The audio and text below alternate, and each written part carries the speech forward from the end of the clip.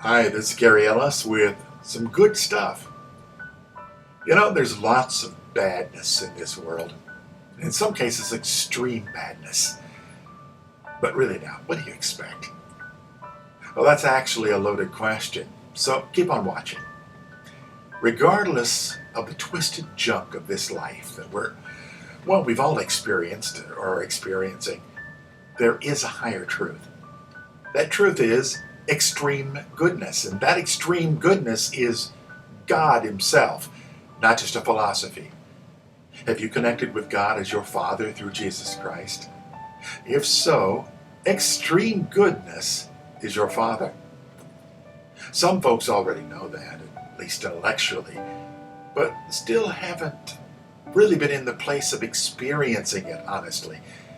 There could be a lot of reasons for that, but one of the big ones comes from reading Romans 2:4 frontwards, but believing it backwards.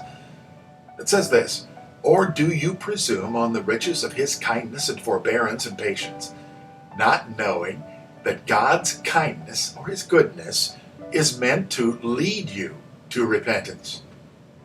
We read that the kindness or the goodness of God leads men to repentance, a change of mind about Him. But too often, we believe that repentance leads to the goodness of God. The problem is actually a very big one.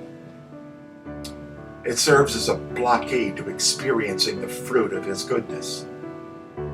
If you or I believe that repentance leads to God's goodness in our lives, then we are believing that His goodness is based on our own works rather than as the inheritance of grace. When we insist on receiving anything on our own merit, we sidestep the flow of His blessing.